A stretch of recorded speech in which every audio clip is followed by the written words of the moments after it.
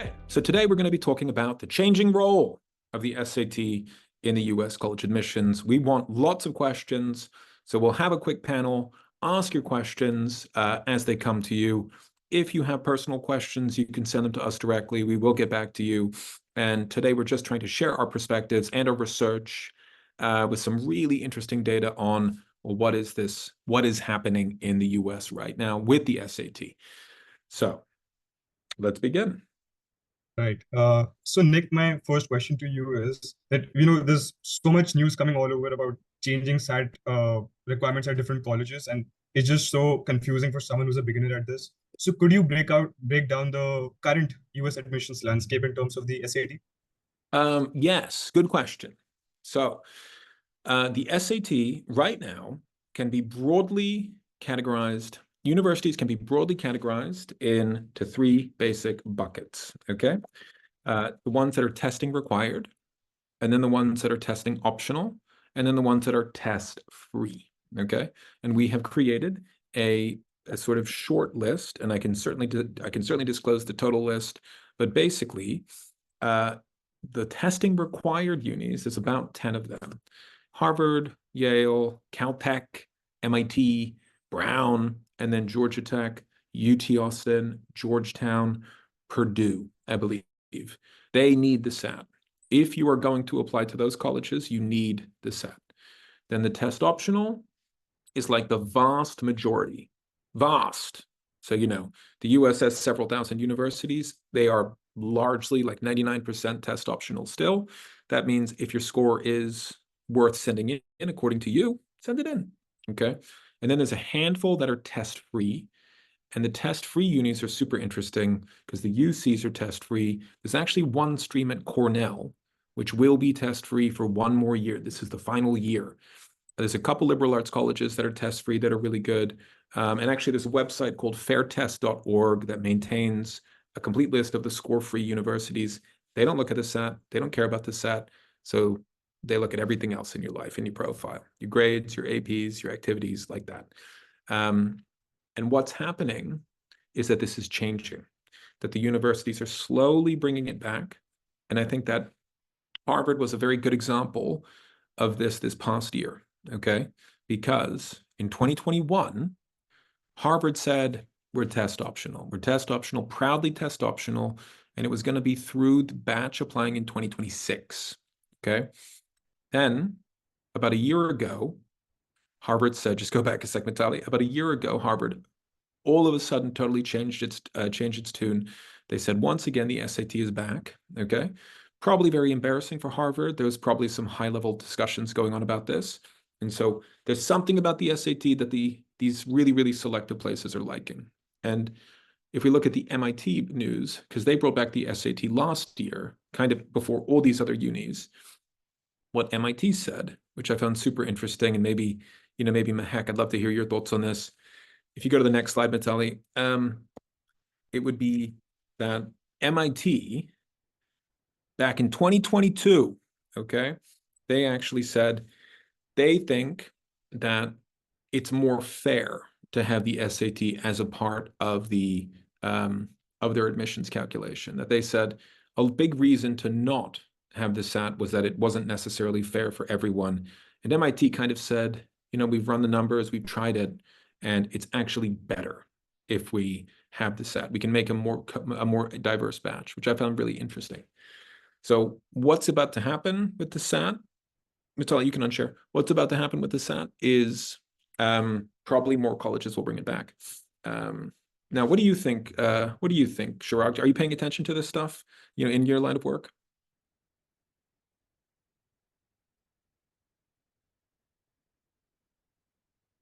Maybe some net issues. Okay.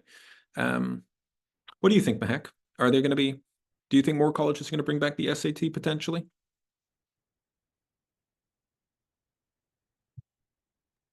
I think Mahek is having some technical issues. Okay. Well, in the meanwhile, because I see a lot of colleges bringing back the SAT, do you think students are still successful when applying test optional to these top colleges? Or can students be successful applying test optional? Oh, very much so. Yeah. I mean, that's kind of That's something that we've determined kind of just in the course of doing our jobs for the past 5 years, which is for the past 4 years, which is the period colleges have even been test optional. And so we do have some interesting research on this. Actually, I'll just share, Mitali. So basically, we have had people apply test optional pretty much in every college under the sun, okay? And these are the ones that they have gotten in through. Sorry, one moment. Let me see if I can call this up. Sorry, just a moment. Oh dear, what is happening? Now, yeah, so these are the ones that they have gotten in through. They have gotten in through to these. So the 3 people into Penn who did not report SAT scores. We've had 3 people into Brown who did not report SAT scores, 6 people into Carnegie Mellon, 3 into Johns Hopkins, 1 into Duke, many into Berkeley, because Berkeley has been test blind, many into USC, quite a few into NYU. And then if we could keep going and going, Boston Uni, Babson, Northeastern, they appear to be very open to this. So kind of interesting are the universities that are not on this list. Harvard, we have had people get in. Yale, same. Princeton, same. Stanford, same. Usually they're submitting their test scores. Okay, so I think that it reduces your chance to get in, sadly, if you don't have a reportable test score, but it doesn't eliminate that chance at the most selective unis. And so this is just something that is always, I mean, the SAT is part of the American, it's part of the American educational DNA, Dhruv. It's been around since, 1926. So this is, colleges have always relied on the SAT, and it was only this very brief interlude after COVID when they didn't. And I think they struggled to really understand which candidates were going to be good, going to be strong components of their batch without the SAT, frankly. Makes sense. So thank you for that. But my question to you would be, what if there's a case where all of the colleges on my list are test option? Because in that case, there would be very less motivation for me as a student to still take the SAT. But would you still recommend me to do so? That's interesting. I think Mehak can answer that one. Hi, can you hear everyone? Yeah, we can hear. It's a little crunchy. Can you hear me? Yeah. I'm so sorry due to the internet connectivity issues. I'm so sorry that I was able to, answer earlier. So Okay. yes, in short, yes, most college admission officers, including those at colleges with test optional policies, value the SAT as part of the admission process. And even if students, you think that standardized tests aren't your biggest strength, there are some good reasons to take them. And for example, it will keep your options open, and colleges with test optional policies still accept test scores, and some isn't set in stone. You can change it. If you get the score you hope for, especially if it's above average for college, submitting your SAT score can help you in the admission process. And keep in mind that consider scores in the context of everything in your application. I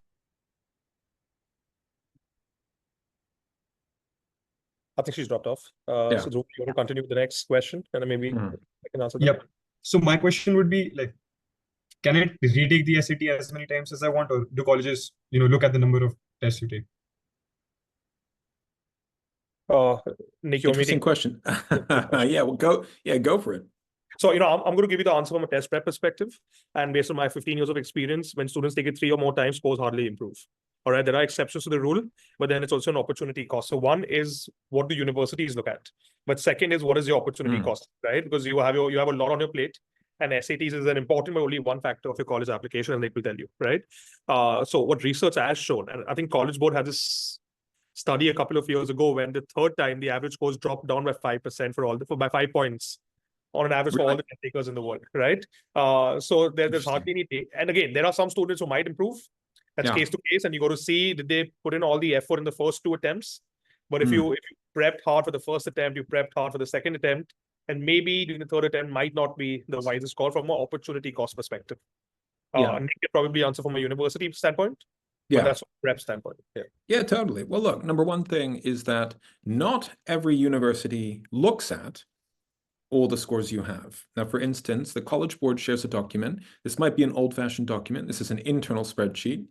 And they literally say, do they want to see all the scores you've ever had or just the highest score, okay? Or the highest section. So Penn, true of where you were going, wanted to see all your scores. Obviously, you took it more than once. It didn't make a bit of difference.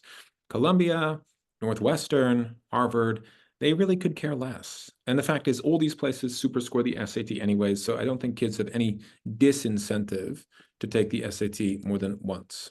Now, about the other part of your question, basically, right now with the SAT, you know, it's a game of, do you have a reportable score or not? Okay, so there's these very interesting things called common data sets. Perhaps you picked over those, Chirag. I'm looking at them more and more. And these disclose a lot of interesting information, okay? So, for instance, the Harvard Common Data Set tells us when did people submit, what percent of successful applicants submitted their SAT score or ACT score. So Harvard combined is 74. Yale combined is 82. Princeton combined is 81.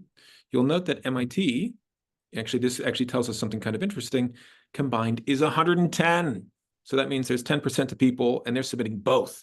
Someone who gets a 1580 and a 36. They're like, why not submit both? So it's not everyone. And it's only really these top, say 12 to 15 places where it's in the 70s or 80s. It really... Nick, I've seen this data, just one point right here. These are for the entire world. If you break this up for international, you'll probably see a higher number than this as well. International, yeah, I bet this is for the entire world. I think for international students, I do think that the game is, can you get a reportable score? The interesting question is, what is that level? Okay, Drew, I remember us having this conversation ourselves back in the day, and it was like, okay, like, you know, what is good enough? Now, I think these SAT scores, if you want my personal opinion and based on my life, these are insane. Chirag, I had a 1510, okay? You beat me, Drew beat me, lots of people beat me. This is 20 years ago, you didn't need a 1550. Exactly. Now, at Harvard, the average admitted score is a 1550. At Yale, it's a 1540. At Stanford, it's a 1540. 1540, 1550. I mean, to me, this is absolute lunacy. Dartmouth is a lot lower. I don't know why. Now, what's interesting, if you turn back the clock, we were able to scope out what the average scores were looking at the common data set stuff from 5 years ago, pre-COVID, Drew. Now, pre-COVID, largely when these places were all of them test mandatory, it's quite a different story. Princeton is 1510. Okay, MIT's always been mid-1500s. Harvard's 1515, 1515, 1495. So we've calculated these differentials. Some of them are quite striking, you know. 45 points on the SAT is kind of a lot. 35 points is a lot. And so basically, if you average all these numbers, good UNC Chapel Hill, average all these numbers, you're going to get about 30 or 40 points differential. So that's what we say. If you are within 30 or 40 points of the current average admitted SAT score, let's say you have a 1510, you're in line with the pre-COVID average, okay? You're in line with the historical average, submit it, you know? You can't hurt. Now, if you're like 70 points below, 80 points below, then it becomes a bit of a, that becomes a much more personal decision. I think Chirag, just because like sometimes the students' grades are really inconsistent and they have a good score. It's maybe not quite at the highest level, but it's very good and it looks good in comparison, submit it. Yes. You know, whereas if you have very good grades, maybe you have a 1500 on the SAT, but you have perfect IB scores, literally perfect, maybe don't submit it, you know? So it's always a kind of interesting puzzle for us. Right. If we go back to the document you just shared, do Yeah. you think there was an effect of the test optionality factor which has come up after COVID on the admitted average scores being increased? Or is it like the overall intellectuality of the students? Oh, have people gotten smarter? No, I just think that the good scoring students are the only ones sending in their scores now. I guess what's interesting, Chirag, is why these numbers aren't higher, I guess, you know? So there's a clear It should be effect. higher, but I think that there is definitely a skewness because many kids aren't sending the scores in who want to apply. Earlier, you had to send your scores in to apply, right? And therefore, It's maybe true. the skews. That's the reason. Yeah. I mean, it's a really clear example of this kind of what's called selection bias, that only someone with a 1540 will think, I'll send it in. Otherwise, I'm not going to bother. You know, I'm really interested in this data here, though. Okay, this to me is extremely interesting because what I wonder is who are the 26% of students, Chirag, who are getting in, but who aren't submitting their test score to Harvard? You know, who are the 18% of students who are getting in, but who aren't submitting their test score? That's a high number. That's a high number, right? It's a surprisingly high number. Yeah, it would be several hundred people per batch that just don't have a test And score. the other trend I could see that a lot more kids are sending their SAT scores than ACTs, right? The percentages are higher, Really? right? Yeah. Oh, yeah. Oh, very much so. Yeah, I know. Yeah, that's interesting. Like that's a curious effect. Yeah. Apart from the SAT, what do you think are the other ways test optional students are considering to, demonstrate their college readiness? Chirag, would you I can answer that from the academic standpoint, and maybe Nick can take that from a non-academic standpoint, right? From an academic standpoint, we've seen two clear trends in the last maybe 18 to 24 months. Okay, and I think Mehek is not here, but Mehek would actually say the same thing. The number of AP test takers in India have significantly increased, right? I think it's a 3 or 4x increase in the last 2 years itself, right? So 3 or 4x? Yeah, really? I think it's 3x. Yes, and I think Mehek will testify to that if she's here. Okay. Joining back, but it's a significant increase in the last couple of years on the APs, right? So many students are looking at the APs. A lot of them taking the APs because of the subject test not being there anymore, the SATs, but also they're taking a lot of the APs a lot more. And the second is the math competitions, AMCs, CEMCs, right? A lot of reasons why students get a lower score on the SAT is the English. Right, they might get a 780, 790 on the math, but they get a 650 in the English, right? Yeah. However, when you take the AMCs or the CEMC or the other math Olympiads, they're good at math. It's in their strength areas, and so they try to get into those tests. So again, the number of inquiries we're getting, the number of students signing up for these competitions, Olympiads, is significantly higher than the last couple of years. So do you think, I have a question. So do you think, so a student who will struggle to get to, say, the generally reportable level, let's say 1500 or above, I mean, it's a very high level, a student who, say, is at that 1450 position and just really finds it difficult to improve, can they crack the APs still? Yes. I gave you the stat on Calc BC yesterday, I think, and I think about 95% got a 4s or 5s on Calc BC, right? But 95% of our students never get a 1500 plus. Probably 40 to 45, close to 45%, right? So that should tell you that maybe Calc BC, if you study hard, is probably an easier exam to crack than maybe the SAT English. That's very interesting. I do, I don't know, Drew, I remember there being a time when you yourself were asking me questions about, should I apply test optional? Is that really a viable thing for me? And so I guess I've always wanted to ask, sorry to put you on the spot, what does it feel like psychologically to kind of know that you're at this level, you need to be at this level, you're at this level? I think you kind of find it motivational, but what are some of the things that students experience when they're right below the reportable level on the SAT? So the thing is, as and when your scores improve, you always kind of get conscious about your current score and you think a score better would always be better, kind of a thing. So for instance, I got a 1420 on my first attempt and I wasn't happy with it. So on my second attempt, I saw 1500 and I started jumping around.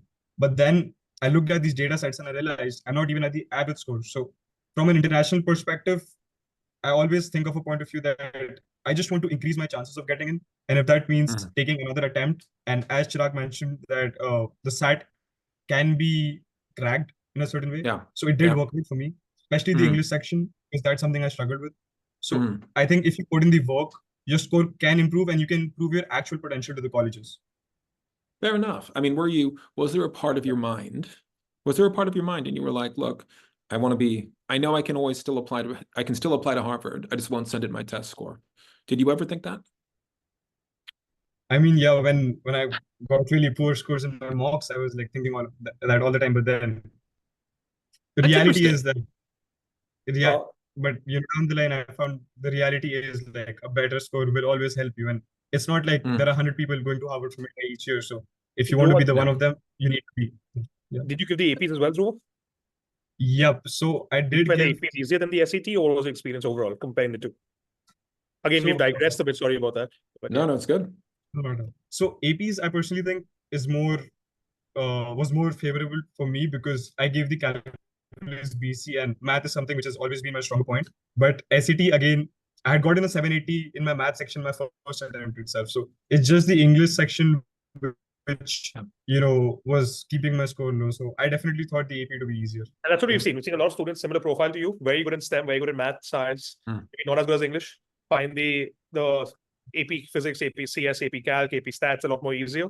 Again, from a university standpoint, I'm not sure, but they find that easier to crack than the SAT English attempt. Both can be crackable. Both I have a can question. be pulled off, right?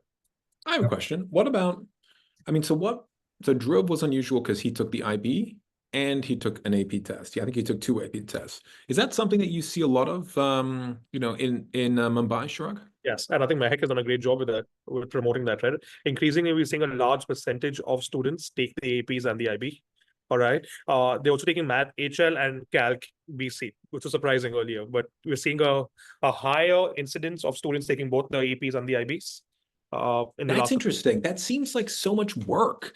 I mean, I do I recommend when students take if they take CBSE or ICSE, there's always that concern about are they demonstrating their readiness to the American unis at the right level? So you kind of have to take the APs, and that's great. It works well. Now for the IB, Dhruv, I think you're one of the first students I've worked with that did both. Like at a high level, you had a 7 in HLAA math, you had a 5 in Calc BC, you got into UPenn. It's gotta all be tied up. You know what I mean? Yep. So my thought process behind taking the AP as well was that personally, I don't know how credible my high school predicted grades would be, because like all across India, there would be so many people with great predicted scores, but then the final scores are comparatively a bit less. So I just wanted to add a sense of credibility into my application. And because the AP scores are marked externally and they're from the college board, they're marked before you submit your application. So I think it just adds a stamp of credibility on your application. Yeah, it's very interesting. Okay. I mean, your high school predicted grades are extremely credible, but I do totally get it. I think Nick is a good question, and I think maybe a good time for us to ask. Can a high SAT score compensate for low grades in high school? That is a good question. Can a high SAT score compensate? Yeah, for you. Sorry about that. Yeah, it's a good question. No, it's a great question. Thank you. Can a high SAT score compensate? I guess define low.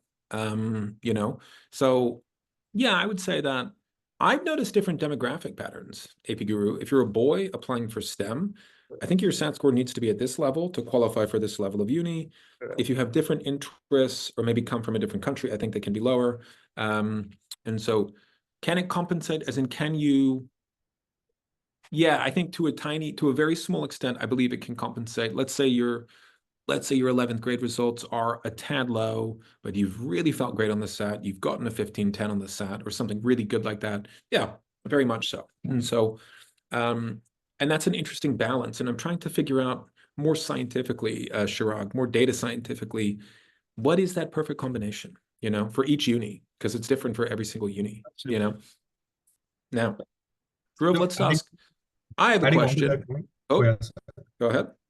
So the thing is, I feel certain unis prefer the IB versus the AP for specific subjects. So for example, at Penn, they do not offer credit for a 7 in IB AHL, but they offer credit for 5 on Cal BC. So that's got to say something that they may be considering the AP curriculum to be more rigorous, and that's what they want to see in the students.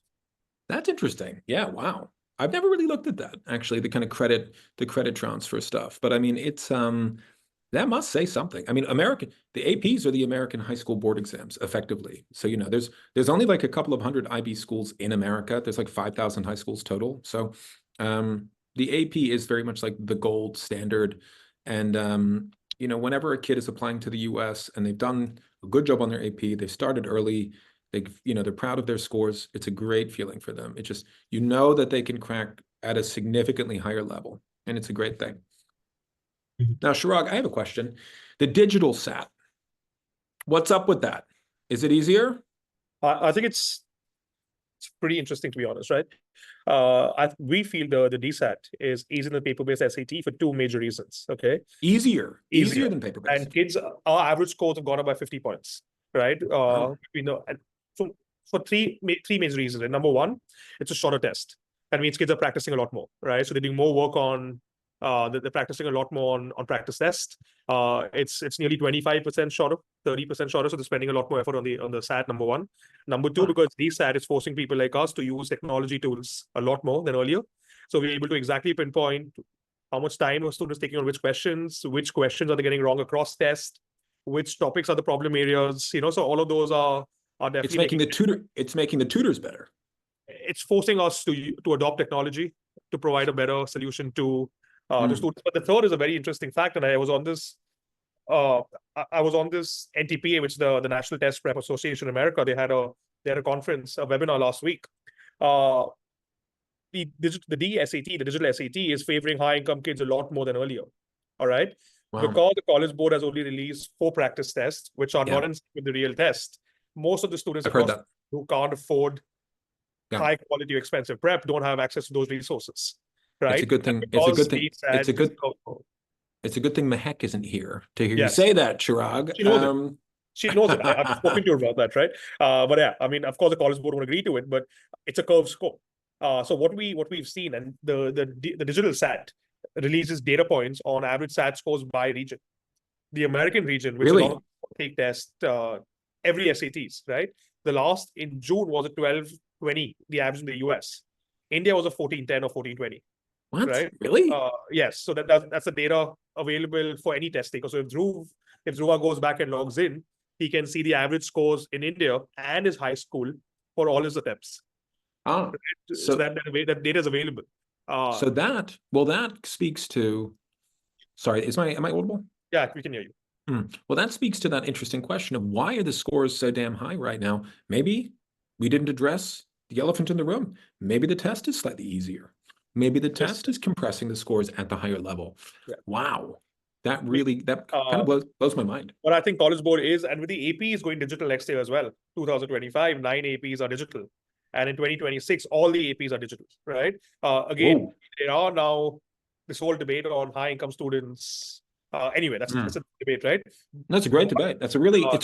But MIT said the opposite. MIT said that our batch is more diverse, it's more equitable with the SAT than without the SAT.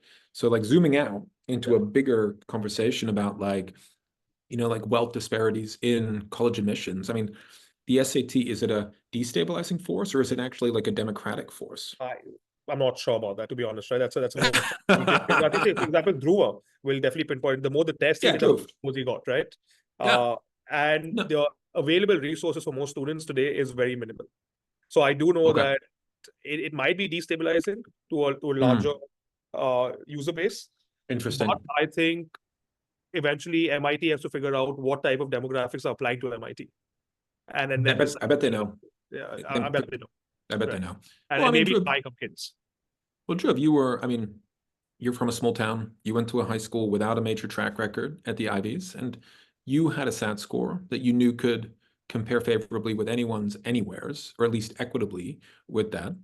Therefore, I think the SAT, generally speaking, while very flawed, is overall good. Yeah, I think it's very good overall, right? Especially from a student perspective, it definitely helps them to better their application.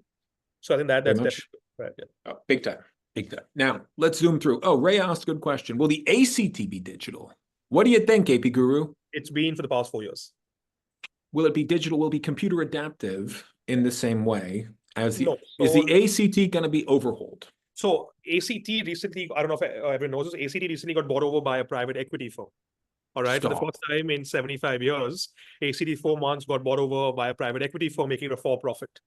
Right. So ACT might see a lot of changes in the next couple of years because now it's a private equity firm who's bought it for the data.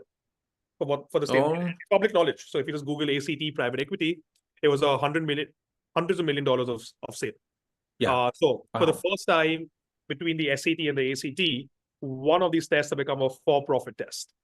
Do you think that's going to undermine the credibility of the ACT? I'm not sure. That's something. It's pretty recent right now, so it's hard to predict. We'll have to watch carefully. I remember. I think there's a danger of the ACT being changed in the next year or two. So any ninth grader who's very smart, you know who you are, who I'm speaking to, I think the SAT might be a conservative decision, and it would probably be a better decision because it is a big pain to train for one test, have it be changed halfway through your training, have to retrain for another test. And I mean, I remember when Chirag, I used to be a tutor before I was a counselor. And back when the SAT was revised in like 2017, that was awful. I had a great system for the old test. I had to learn a new test. I had to write new training material right away. And like none of it was evidence-based. It was all just guessing, So I mean, it's very challenging when a test is changed. And I think so too. I think students should avoid the ACT. I think changes are coming. If a PE firm, as you know, buys a product for a lot of money, they will make changes too. They will. Yeah. All right. Fair enough. Speaking from experience, I also give the pen and paper SAT for my first two attempts, and my last attempt was the digital SAT. And so practically, like not all of the stuff I learned for the pen and paper test went to waste, but especially for the reading section, I had learned tips and tricks for, memorizing passages and how to, find answers from long passages, but that entirely changed into smaller paragraphs. So that kind of was, felt bad for once, learning all of it and then forgetting it and learning new stuff. Yeah, no doubt. Now, look, let's open up for some questions now, if anyone has any. But I'm going to ask you one question, Chirag, that, what do you think is the future of the SAT in college admissions? They've changed it. It's digital. It's adaptive. It's back. It's very much not gone away. Especially if you apply for the top 50 schools in the US. I think it's going to be required, right, to get a good score. I think it is making a big difference in the college application process, especially on the most competitive schools, especially if you're international in India, where there are a lot of students applying, right? So we're seeing a strong correlation. The DSAT is now a very stable test, all right? They're also digitizing the APs. So the College Board has now gone on the route of digitizing both the SATs and the APs, and they are going to stick on that path. Right, so I think the SAT are going to be a very, very important test for all test takers looking at the most competitive US schools for the next at least 5 or 6 years. Okay, cool. Dhruv, what's your opinion? What's your opinion, Dhruv? You're the one who's done it recently. So what advice would you give to young people? They're embarking on their SAT journey. They're doing the US admission process. What do you say? Well, my way of looking at it would be that, getting a good SAT score, obviously it won't guarantee you admission, so don't keep your hopes high on that, because I still got rejected from 19 of the other colleges as well. So a good score does not equal admission, but it helps you get into the door of the admissions office, if I would like to say. So it helps you think that I may have a chance as well, especially if you're coming as an international student. Okay. And my message would be a message of optimism and psychology, because Dhruv, what you said, that it makes you feel like you have a chance, that is important. And it is important to feel empowered in this process. And it's important to know where you stand, to have great targets, and to try again. And I think the SAT is a critical piece of that puzzle. It doesn't define everything, but everyone can improve. Most people can get a qualifying score, okay? And so it just takes time. So it's about starting at the right time. That's ultimately what it comes down to, I think. And I think the SAT can be improved on, right? Everyone can get a good score. All right. You think everyone can get a good score? Really? Everyone can get at least a 1400 plus on the SAT. Everyone can get a 1400 plus? I love that. I wouldn't say everyone, that's a game, but the majority of the students can get a 1400 plus, especially if you get the medium and the easy questions right. If you work hard, you do a lot of practice tests. And again, we generally aim for at least 15 to 20 practice tests. You know the content very well. You have a very high probability of getting a 1400 plus, right? Eventually a 1500 is harder. It's a lot harder, but you can improve your scores. But I think at least you need to put yourself in the boat that you can get a good score. What that means is you need to make sure you know all the concepts, you know all the strategies, you do a lot of practice tests. And if you do all of that, and then you have a great shot of getting a good score, right? Again, it's not everyone, but I'm saying majority can at least get a 1400 plus. We get the basics right. When students put in the work, don't do the homework questions, don't do the practice test, and then you expect a great score, and that's harder then.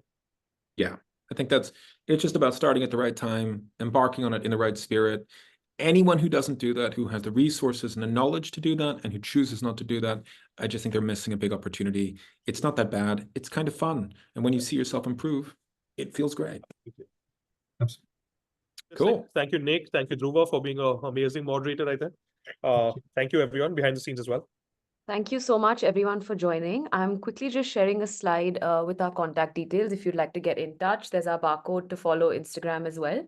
And if you have any more questions retrospectively, you can feel free to DM us on Instagram. If you have any questions for Mehak, we will forward them to her and she will respond to you via email as well. Apologies, she had network issues, which is why she couldn't be here. But again, we're always open to questions via email or on our Instagram as well. And thank you so much again for taking out the time. We hope you took something away from the session. Marvelous. Thank you. Great. Thank you, everyone.